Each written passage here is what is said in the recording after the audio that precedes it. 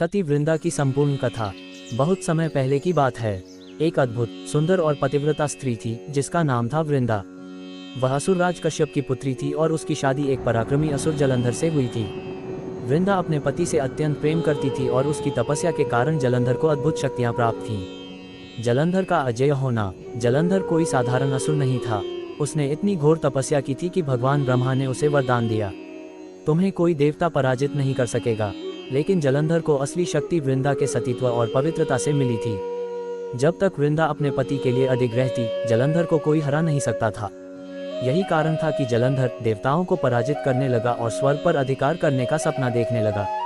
देवताओं की चिंता। जलंधर इतना शक्तिशाली हो गया था कि इंद्र, वरुण, अग्नि और यहाँ तक कि भगवान शिव तक को युद्ध में चुनौती दे दी। देवता घबरा गए और भगवान विष्णु के पास पहुंचे। इंद्र ने कहा, हे विष्णु, जलंधर को हराना असंभव हो गया है, वह तुम्हें भी चुनौती देने वाला है। भगवान विष्णु चिंतित हो गए। उन्होंने गहराई से सोचा और कहा, जब तक वृंदा का सतीत्व अटूट है तब तक जलंधर अमर रहेगा। अब देवताओं को एक उपाय खोजना था और तभी एक योजना बनी। भगवान विष्णु का छल। जब जलंधर युद्ध के मैदान में था तब भगवान विष्णु ने एक माया रची। उन्होंने जलंधर का रूप धारण किया और वृंदा के महल में जा पहुंचे। वृंदा ने जैसे ही अपने पति का स्पर्श किया, उसका सतीत्व भंग हो गया। उसे लगा कि यह जलंधर ही है, लेकिन वास्तव में वह भगवान विष्णु थे। जैसे ही वृंदा का सतीत्व टूटा, उसी क्षण भगवान शिव ने जलंधर का वध कर दिया। वृंदा का क्रोध और श्राप। कुछ देर बाद जब वृंदा को सच्चाई का पता चला तो उसका हृदय टूट गया। वह रो पड़ी और विष्णु जी से कहा, हे नारायण, आपने छल किया, आपने मुझे धोखा दिया। क्रोध में उसने भगवान विष्णु को श्राप दिया, आपने मेरे पति को मुझसे छीना है, इसलिए आपको भी अपनी प्रिय पत्नी से बिछड़ना पड़ेगा। यही कारण था कि भगवान विष्णु के राम अवतार में सीता माता का हरण हुआ और वह उनसे दूर हो गए। वृंदा बनी तुलसी। अब वृंदा का हृदय टूट चुका था। उसने अपने पति की चिता में बैठकर सती हो जाने का निर्णय लिया।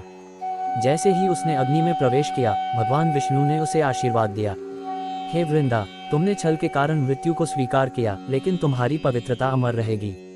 विष्णु जी ने वृंदा के भस्म से एक पवित्र पौधा उत्पन्न किया, तुलसी। तुलसी विवाह का महत्व।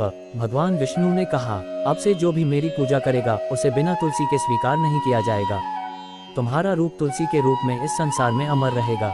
यही कारण है कि हर साल कार्तिक मास में तुलसी विवाह का आयोजन किया जाता है, जहां तुलसी माता का विवाह भगवान विष्णु शालिग्राम से किया जाता है।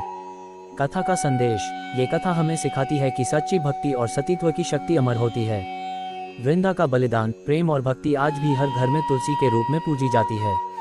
जय तुलसी माता। दोस्तों, हमें उम्मीद है कि हमारा यह वीडियो आपको पसंद आया होगा। हमने इसे आपके मनोरंजन और ज्ञानवर्धन के लिए बनाया है। आपकी राय हमारे लिए बहुत महत्वपूर्ण है, इसलिए आपके समर्थन से हमें और बेहतर कंटेंट बनाने की प्रेरणा मिलती है।